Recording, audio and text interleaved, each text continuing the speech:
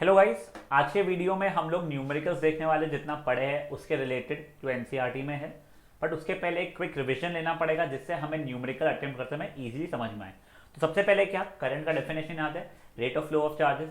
तो पहला फॉर्मूला क्या मिल जाता है, I is equal to Q by T.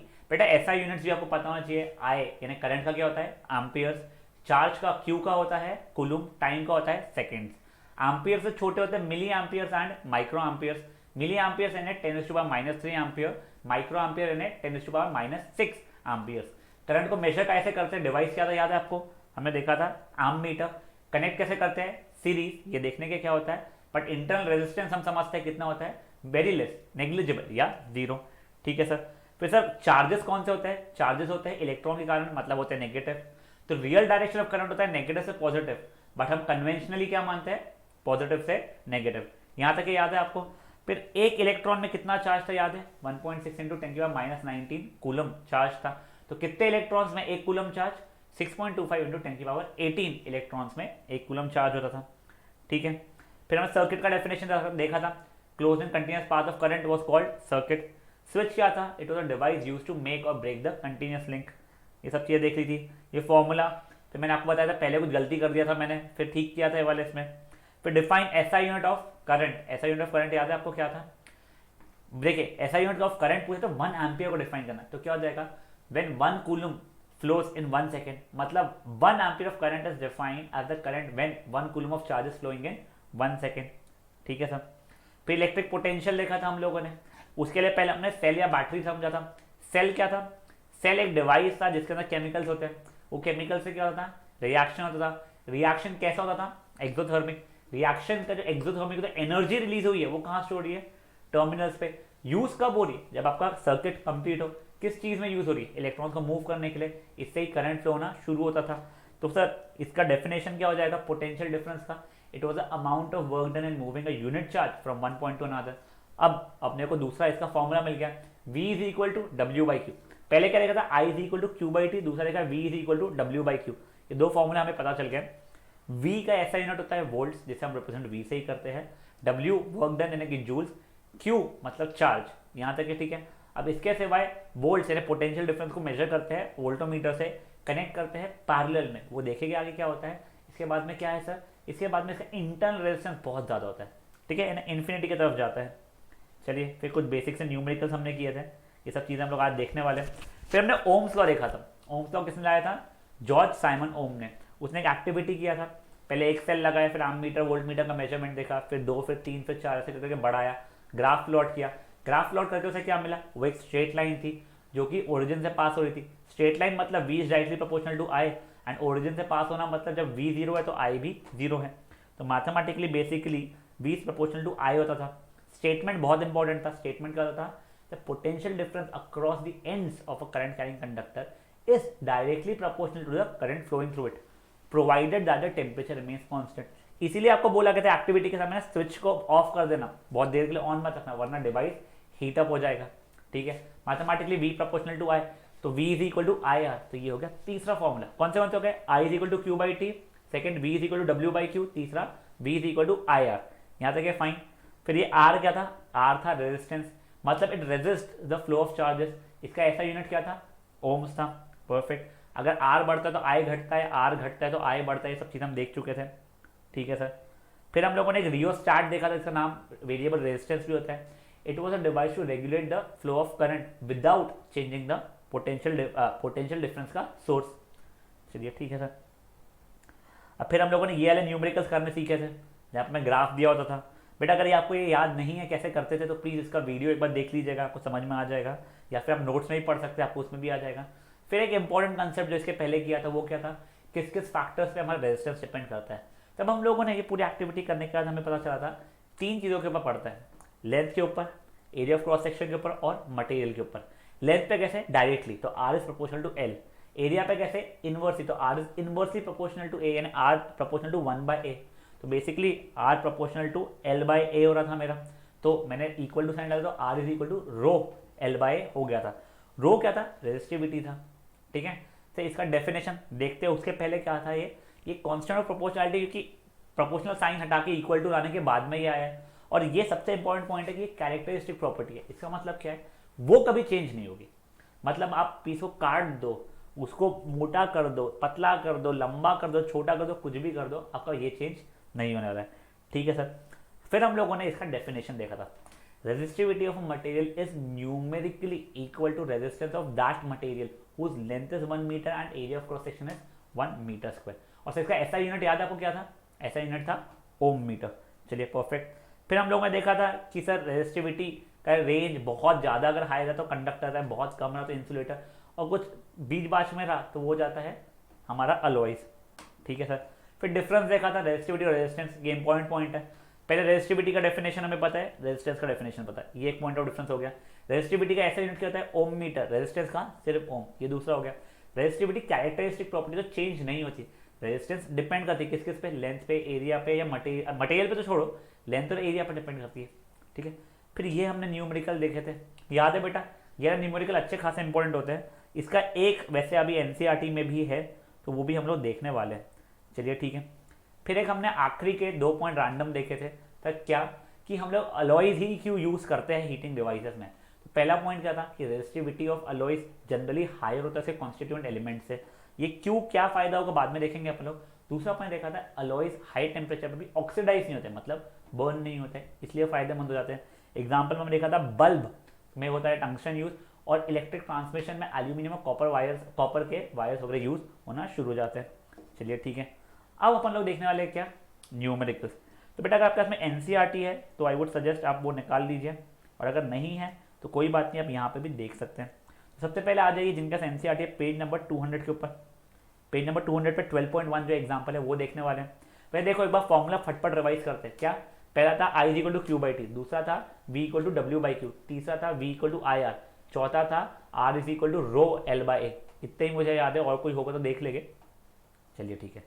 अब देखिए क्वेश्चन क्या है, the current of 0.5 ampere is drawn by a filament of electric bulb for 10 minutes. तो सर हमें अभी तक क्या पता चल गया, I 0.5 एम्पियर है, तो ऐसा यूनिट है क्या, हाँ सर। टाइम मुझे पता है, टाइम कितना है सर 10 मिनट्स। ऐसा यूनिट है क्या सर, नहीं सर सेकंड होता है, तो ठीक है इंटू 60 करूँगा तो ये हो गया 600 सेकेंड्स। अब इसके बाद में क्या है, find the amount of electric charge, मतलब मुझे क्यू पूछा गया है। क्या है आई क्यू और टी के बीच में रिलेशन, याद है, perfect, I is equal to Q upon T. I कितना है 0.5, क्यू तो पता नहीं, टी है 600, ये यहाँ पे मल्टीप्लाई किया तो 0.5 into 600 is equal to Q. कुछ बच्चे हो सकते हैं मेरे जैसे जिनको डेसिमल का थोड़ा बहुत इशू आता हो, उन बच्चों के लिए 0.5 को कुछ भी नहीं 5/10 लिख दो, this into 600 is equal to Q. ये इससे कटा, जैसे ही कटा तो ये हो गया 300 इज इक्वल टू क्यू।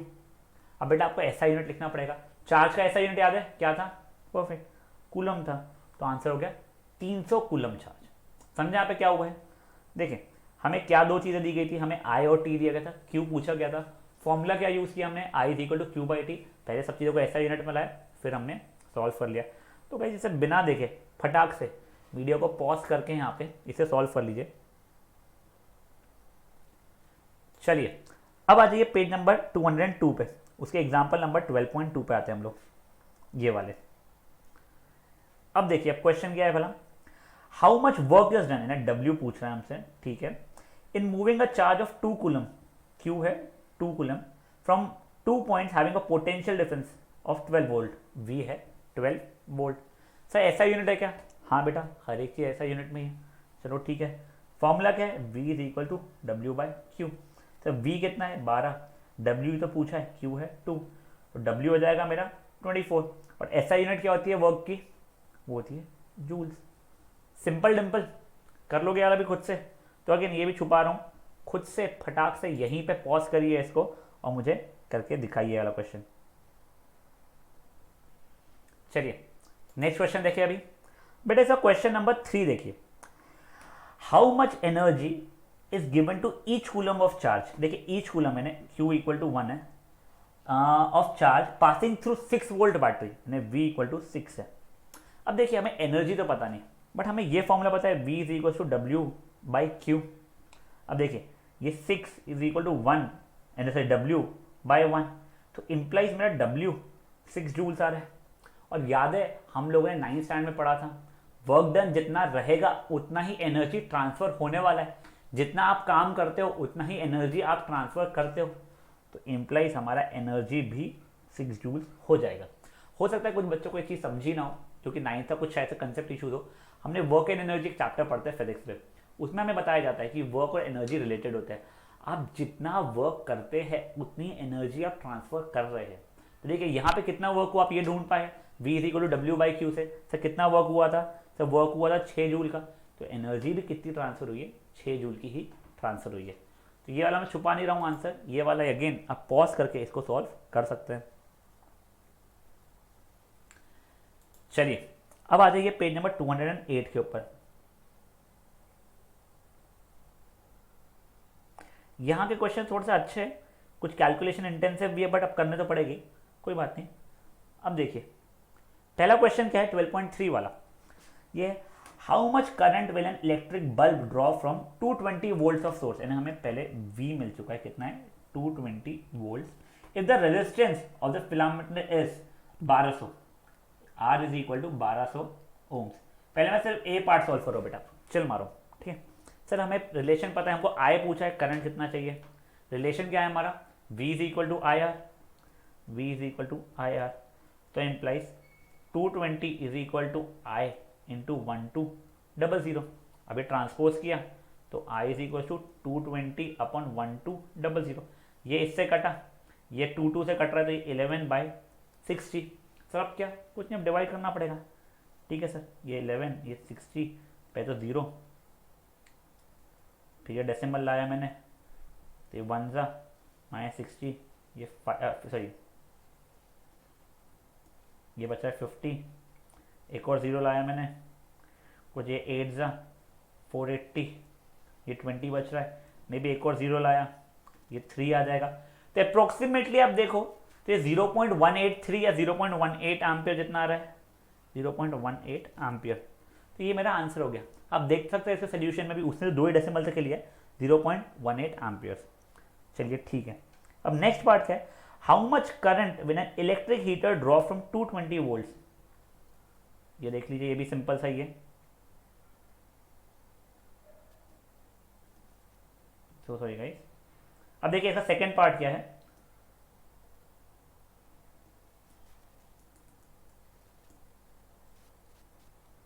एक second guys.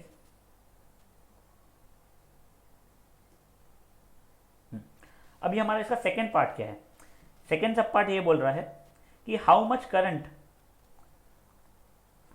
Current will an electric bulb draw from 220 volts. वापस से V हमारा वही है 220, इफ रेजिस्टेंस इज 100। अब देखिए R कितना है, सिर्फ 100 है। अब हमें I निकालना है, कोई इशू नहीं है, V is equal to I R, V है 220, I हमें पता नहीं है, R कितना है सर 100 है, तो सर 220 बटे 100 इज इक्वल टू I, ये कटा, आंसर आ गया 2.2 एम्पियर्स। खत्म। बेटा देखो उसने बेसिकली क्वेश्चन क्यों दिया था, आप देखोगे ना जो पहला ए वाला है उसमें रेजिस्टेंस कितना ज़्यादा है, 1200 है, और दूसरा वाला कितना है, सिर्फ 100 का है। तब करंट का डिफरेंस भी देखो, जिसका रेजिस्टेंस ज़्यादा है उसका करंट कम होगा। देखिए पहले का सिचुएशन का आंसर हमारा कितना आया था, 0.18 आया था, 18 ऑब्वियसली यहाँ पे एम्पियर लिखना पड़ेगा आपको, सो सॉरी। और दूसरे वाले का आंसर देखिए 2.2 आया, कितने गुना ज़्यादा आ गया, देखो 10 से ज़्यादा गुना ज़्यादा आ चुका है। समझ रहे हैं आपको ये चीज़ कि अगर रेजिस्टेंस ज़्यादा है तो करंट देखो अपने आप कम हो गया, और रेजिस्टेंस कम था 100 ही था, तो देखो करंट कितना ज़्यादा है। सिर्फ वो समझाने के लिए उसने क्वेश्चन दिया था, वरना क्वेश्चन में कोई इतनी जान है नहीं। चलिए ठीक है सर। अब 12.4 पर आते हैं। बेटा अब देखो ये कहानी सुनाने के पहले ना मैं आपको मेरी एक कहानी सुनाता हूँ। क्या हुआ था ना, मैं कुछ साल पहले यूएस ट्रैवल कर रहा था। मैंने अपना ट्रिमर लेके गया था, वही जिससे अपन ट्रिम करते, शेविंग मशीन, एक ट्रिमर होता है इलेक्ट्रिक ट्रिमर, वो था इंडियन। अब इंडिया में आपका जो ये आपके स्विच बोर्ड जो रहते हैं वो होते हैं 220 वोल्ट्स के। अब मुझे ध्यान नहीं रहा कुछ भी, मैंने अपना ट्रिमर ले गया यूएस में, मैंने अपना वो प्लग इन किया, मैंने शुरू किया ट्रिम करना। तो जो ब्लेड जो मूव करती है ना, बहुत धीरे धीरे धीरे मूव कर रही थी, मुझे पहले क्लिक ही नहीं हुआ क्यों। फिर मुझे बाद में समझा कि ये यहाँ पे पोटेंशियल डिफरेंस 110 का ही चलता है। तो ऐसा क्यों है, बाहर की कंट्री में 110 ही क्यों चलता है। बेटा ये चीज़ तो हमें है नहीं, तो उस चीज़ से आप टेंशन मत लो, बट बाहर की कंट्रीज में नियरली 110 वोल्ट चलता है, इंडिया में 220 वोल्ट चलता है। तो अब मैं आपको उसकी जो कहानी अभी बताई है ना, वो चीज़ से रिलेट करके क्वेश्चन समझाता हूँ। चलिए ठीक है सर। देखिए 12.4 जो क्वेश्चन है हमारा, उसे आप अच्छे से पढ़िए। क्वेश्चन क्या बोल रहा है, एक सेकंड में सेट कर देता हूँ इसको, स्क्रीन को। हाँ, the potential difference between the terminals of an electric heater is 60 volts. ठीक है कि सर हमारा V कितना दिया हुआ है, 60 वोल्ट्स दिया हुआ है, I दिया हुआ है 4 एम्पियर। ठीक है, यहां तक है ठीक है। अगर मुझे V और I पता है तो मुझे R मिल जाएगा। मतलब अब ये मान के चलो मैं मेरा ट्रिमर यूज कर रहा हूँ, रैंडम समझा रहा हूँ। अभी मैंने जिस स्विच बोर्ड में डाला है उसमें 6 वोल्ट्स नहीं, कितना 60 वोल्ट्स का पोटेंशियल डिफरेंस है। करंट आ रहा है कितना, 4 एम्पियर का आ रहा है। तो अभी के लिए V is equal to I R implies 60 is equal to 4 into R which implies R is equal to 15 ohms. मतलब मेरा जो ट्रिमर था उसका 15 ओम्स इंटरनल रेजिस्टेंस है। अब बेटा जो रेजिस्टेंस है वो ये इंडिया की बात है, मैं यूएस लेके जाऊंगा तो क्या मैं रेजिस्टेंस बोलेगा भैया मैं तो आ गया यूएस, अब थोड़ा रेजिस्टेंस कम कर दूंगा? नहीं बेटा, रेजिस्टेंस सेम रहेगा आपका। आपको जो डिवाइस है उसका रेजिस्टेंस तो सेम ही रहेगा ना। अब वो कहीं पे भी यूज करो रेजिस्टेंस सेम रहेगा आपका। तो देखो जो मेरा ट्रिमर था जब मैं इंडिया में यूज कर रहा था 220 वोल्ट पे, कुछ तो भी रेजिस्टेंस था उसका।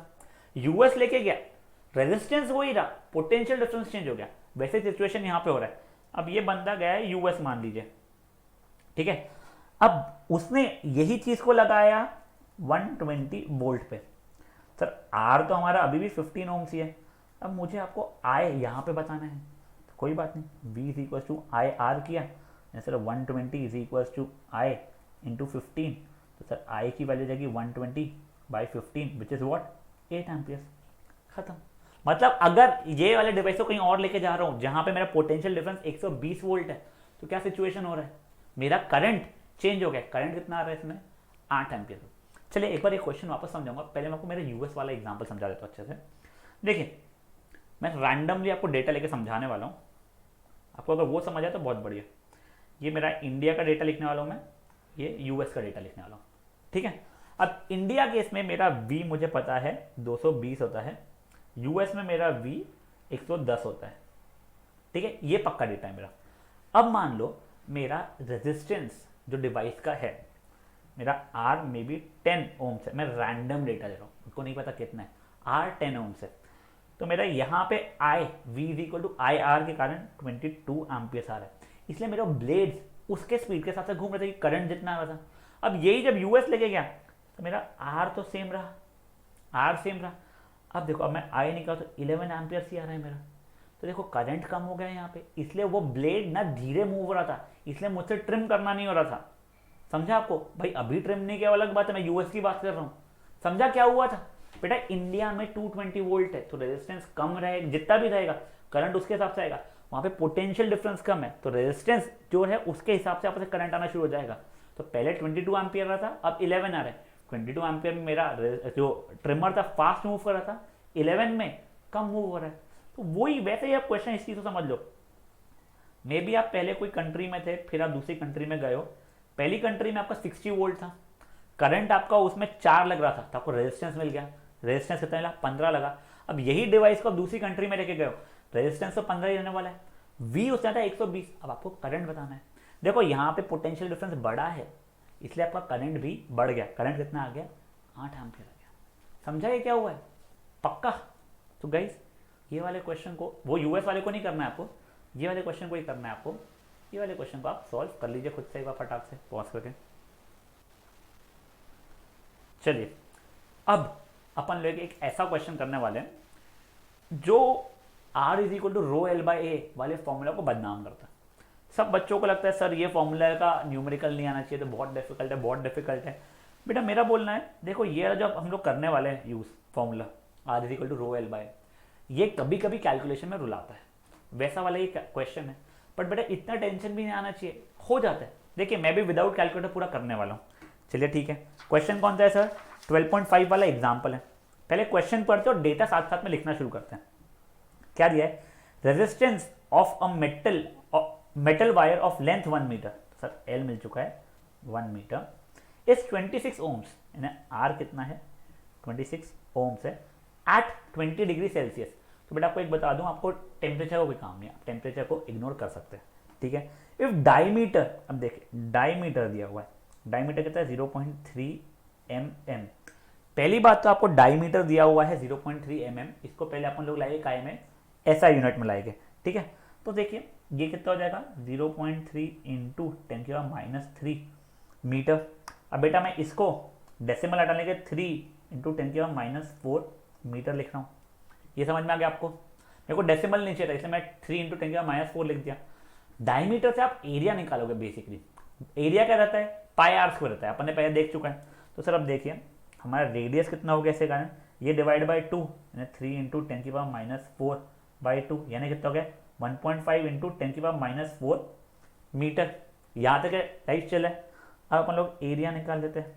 एरिया होता है πr², पाई यानी 3.14, r² मतलब 1.5 इंटू 10⁻⁴ इंटू 1.5 10.5 जाएगा जैसे इंटू 1.5 इंटू 10⁻⁴, ठीक है। अब देखो मेरे को 15 का स्क्वायर पता है, यानी 15 इंटू 15 225 पता है मुझे, तो 1.5 इंटू 1.5 2.25 होने वाला है। तो ये बेसिक छोटी सी कैलकुलेशन मेरी बच गई है लकीली, तो उतू सी मैंने ओरली कर लिया है, तब उसका बुरा मत मानिएगा। तो ये हो गया 3.14 इंटू 2.25, 10⁻⁴ इंटू 10⁻⁴ कितना हो जाएगा 10⁻⁸। और मैं पहले ही वॉर्न कर दूं बेटा, ये बुक जो मैं यूज कर रहा हूँ सॉफ्ट कॉपी, ये ऑफिशियल वाली नहीं है, इसमें आंसर कैलकुलेशन वाइज गलत दिया हुआ है।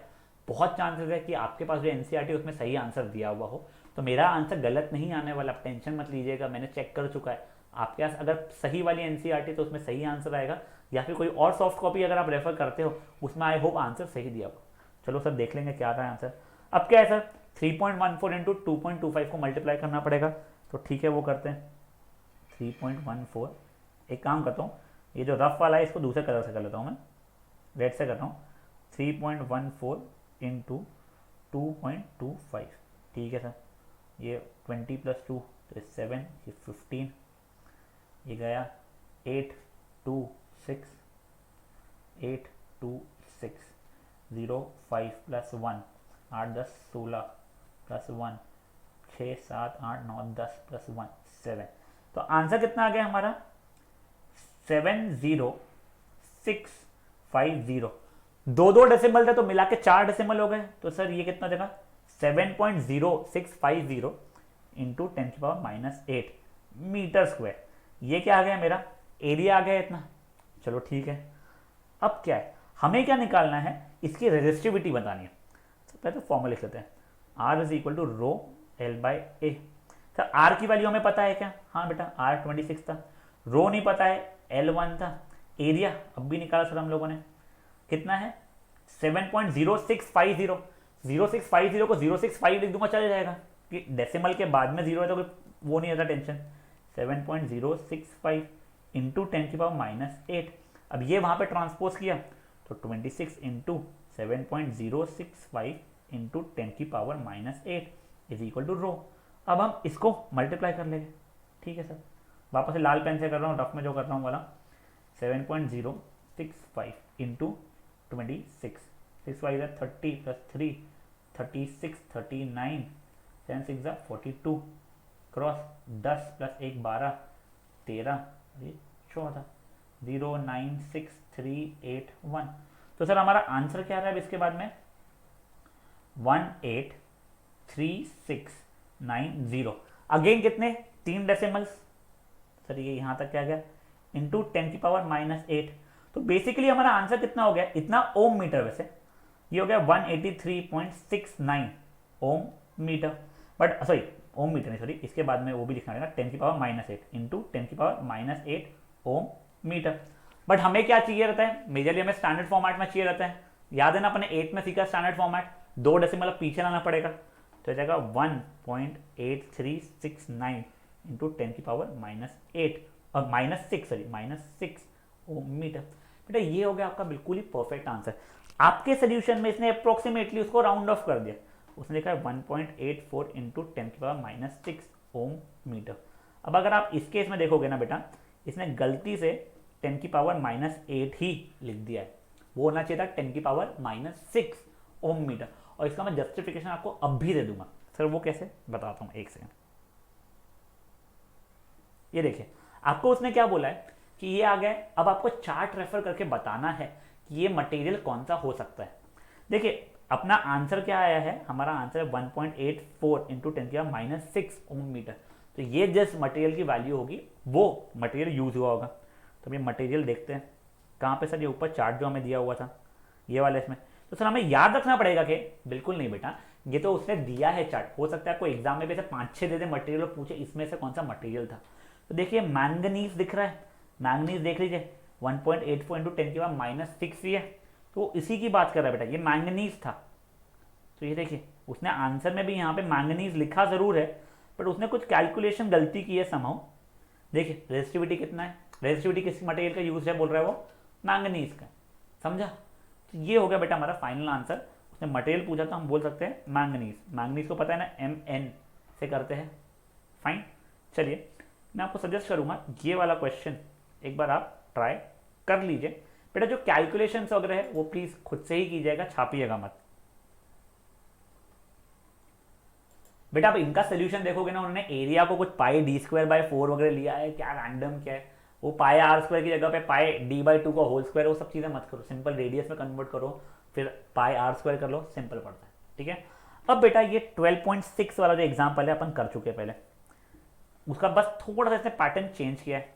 ये देखिए क्या दिया है, of 4 ohm resistance wires doubled on it, यानी एक के ऊपर एक डबल किया, याद है डबल्ड ऑन इटसेल्फ वाला ये वो है, calculate the new resistance of the wire. तो बेटा चलिए वो वाली चीज हम लोग देख लेते हैं एक बार जो हमने किया था। याद है हम लोग कैसे बनाते थे उसको, यहाँ पे केस लिखते थे, यहाँ पे कुछ लेंथ लिखते थे, यहाँ पे एरिया ऑफ क्रॉस सेक्शन लिखते थे, यहाँ पे रेजिस्टेंस लिखते थे हम लोग। तो पहले तो ओरिजिनल वाला क्या था, लेंथ L मान लो, एरिया कुछ A मान लो, तो R is equal to rho L/A होगा। अब यहाँ पे ओरिजिनली कितना दिया है, 4 दिया है, तो 4 is equal to rho L/A है। ये चीज आप ध्यान रखिएगा, ओरिजिनल वैल्यू 4 है ना, रो L/A की वैल्यू 4 ओम्स है। अब इसने क्या लिया, length is doubled on itself, मतलब लेंथ हो गया हाफ और एरिया हो गया ट्वाइस, यहां तक है ठीक है। तब देखिए अब न्यू रेजिस्टेंस कितना हो गया, R1 मान लीजिए, रो L/2 डिवाइड बाय 2 है, जिसको मैं सॉल्व करूंगा तो ये आ जाएगा रो L/4A, यानी क्या हो गया 1/4 इंटू रो L/A। और अगर आपको पता हो ऊपर ही लिखा है रो L/A की वैल्यू कितनी है, 4 है, परफेक्ट।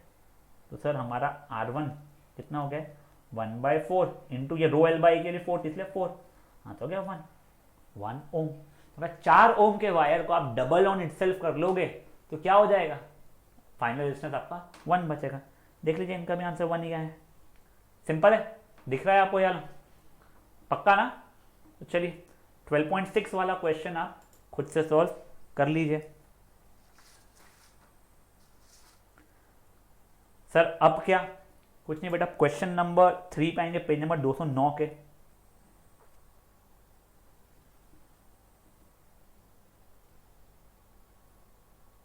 ये वाले, हाँ देखिए क्वेश्चन नंबर 3 क्या है, let the resistance of an electric component remain constant while the potential difference across the two ends of the components decrease to half।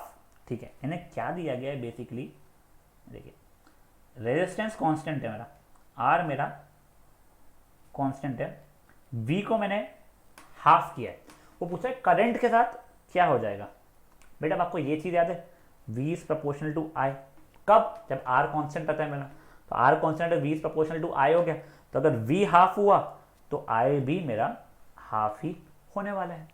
फुद्दू question था ये वाला, चलो बढ़िया। अब देखिए अब हम लोग आ जाते हैं क्वेश्चन पेज नंबर 221 पे। 221 मतलब हमारे चैप्टर के एंड में जो क्वेश्चंस होते हैं उस पर आ रहे हैं हम लोग। बहुत बड़ा है चैप्टर, टेंशन मतलब पर हो जाएगा। चलिए इसका क्वेश्चन नंबर 6 देखिए बेटा, अगेन ये वाला मैं आपको करके नहीं दिखा रहा हूं, या अच्छा हो गया ये question number 6, what will be the length of, हाँ चलिए ये वाला क्वेश्चन करके दिखा दो, बढ़िया है। चलिए क्वेश्चन क्या है,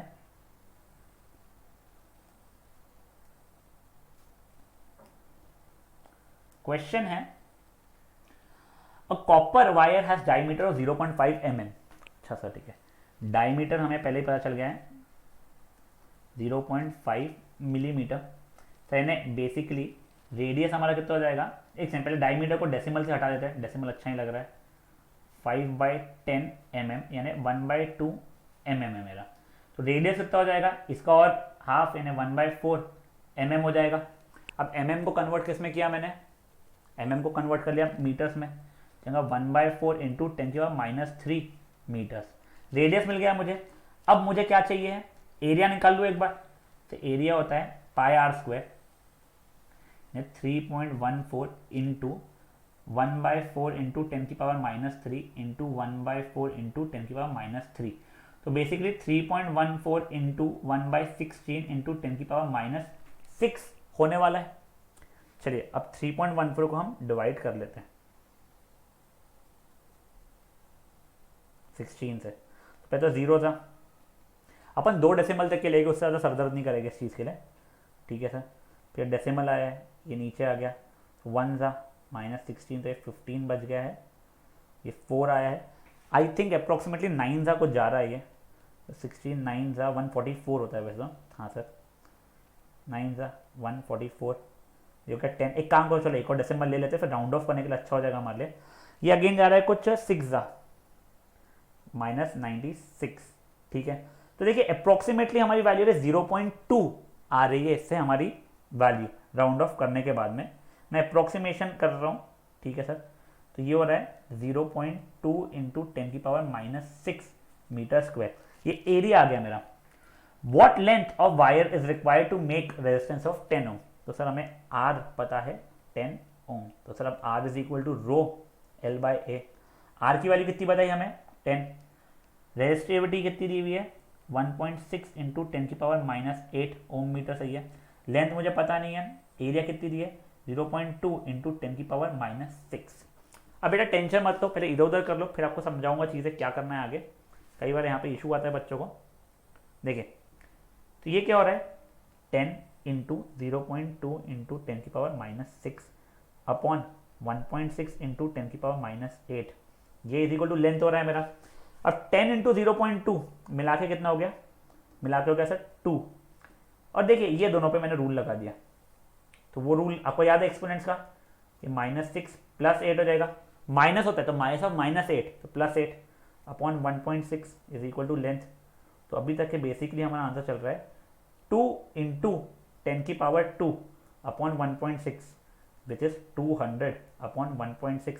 अब देखो ऊपर से 10 से मल्टीप्लाई कर दिया तो 2000 अपॉन 16 हो गया मेरा answer. This is equal to length. पहले अब मैं 4 से 2 से काट लेता हूँ, या 4 से काट लेता हूँ, दिख रहा है तो 500 हो रहा है, ये 8 हो रहा है। अब मैंने 2 से काट लिया, वैसे 4 से कट रहा है वापस से, तो 4 से ही काट लेता हूँ, तो 125 अपॉन 2, देखिए 62.5 मीटर आ गया मेरा लेंथ। समझा ये? देखो क्वेश्चन थोड़ा भारी था कैलकुलेशन वाइज, जो मैं बोल रहा हूँ ना को बदनाम है यार फॉर्मूला, वो इसी कारण से बदनाम है क्योंकि बच्चों को कैलकुलेशन नहीं जमता है। कैलकुलेशन ईजी है बेटा, पर कभी आप कोई कैलकुलेशन में अटक जाओ तो मैं अवेलेबल हूँ, टेंशन मत लेना उस चीज़ का। पर बेटा देखो यहाँ पे क्वेश्चन खत्म नहीं हुआ है। अब देखिए how much does the resistance change if diameter is doubled. बेटा याद करो वो अपने रेडियस वाले जो देखे थे, एक बार दिखा देता हूँ आपको, ऊपर ऊपर में जो हमने देखे थे यहाँ पे,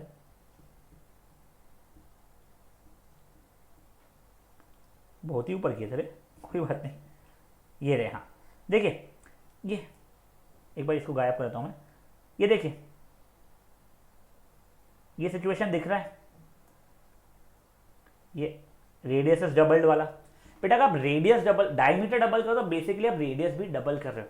तो याद करो हमारा रेजिस्टेंस क्या हुआ था 1/4 हुआ था। आप वो चीज़ प्रूफ करना जानते हो तो एग्जैक्टली सेम यहाँ पे बता दीजिएगा नीचे में, क्या सर सिंपल से इतना बता दीजिएगा नीचे में कि हमारा अगर डायमीटर डबल हुआ है तो रेजिस्टेंस हमारा 1/4 हो जाएगा।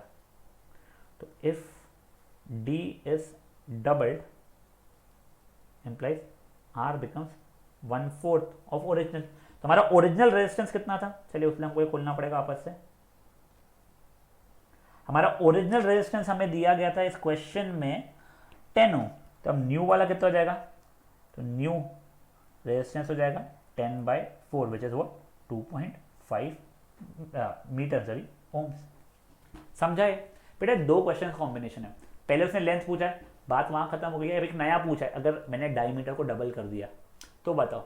अब बेटा जो पागल बच्चे रहेगा ना, ऐसे पागल नहीं बोलना चाहिए, बट जो मजदूरी में बिलीव करते हैं।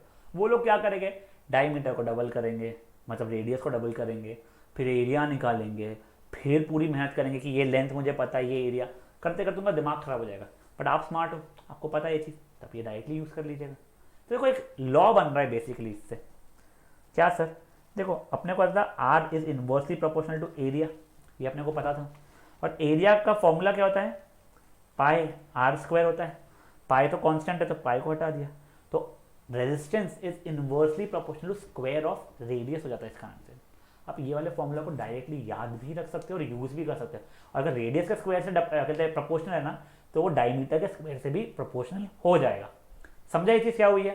तो चलिए अब अपन लोग इसके नेक्स्ट क्वेश्चन पे आते हैं, क्वेश्चन नंबर 8 पे। ये तो बड़ा दूसरा क्वेश्चन है बेटा, इसमें तो कोई इशू नहीं आने वाली आपको। सर क्या क्वेश्चन है ये देखिए, when 12 volt of battery is connected to an unknown resistor. तो सर V मुझे पता है 12 वोल्ट, ठीक है। The current through it is 2.5 milli ampere. Sir I is 2.5 milli ampere. एक बार गलती कर चुका, इस बार नहीं करूंगा वाली। पहले इसको एम्पियर में कन्वर्ट करता हूँ तो 2.5 इंटू 10 की पावर -3 हो जाएगा, ठीक है, इतना एम्पियर। मतलब बेसिकली क्या हो गया, 25/10 और 10 की पावर -3 1/1000 हो गया। यानी देखो 25/1 2 3 4 इतना सारा एम्पियर, यानी इतना कम हो गया ना, इतने सारे जीरो डिनोमिनेटर, इतना एम्पियर मेरा करंट हो चुका है। मुझे उसने आर पूछा है, तरफ फॉर्मूला लगा दूंगा, V is equal to I R. V की वैल्यू कितनी दी हुई है हमें, V की वैल्यू दी है 12 इज इक्वल टू I की वैल्यू आई है 25/1 2 3 4 इंटू आर। मैंने इधर उधर मल्टीप्लाई करने के लिए किया मेहनत, 12 इंटू 1 2 3 4 बटे 25 इज इक्वल टू आर। ये 1 ज़ा, ये 400 सा, तो ये हो गया 12 4 ज़ा 4800 ओम्स। ये आ गया मेरा रेजिस्टेंस। बेटा देखो, जो क्वेश्चन सुनने में जितने आसान लग रहे हैं ना, उतने ही सॉल्व करने में भी है। अगर आप सॉल्व अभी करोगे तो ये आप एग्जाम के समय ट्राई करोगे तो आपके हाथ कांपना शुरू हो जाएंगे। इसलिए आपसे सजेशन है कि इन क्वेश्चंस को जो भी मैंने करवाए हैं एनसीईआरटी के, वो प्लीज़ आप अभी के अभी एक बार सॉल्व कर लीजिएगा। ठीक है गाइस, चलिए, थैंक यू।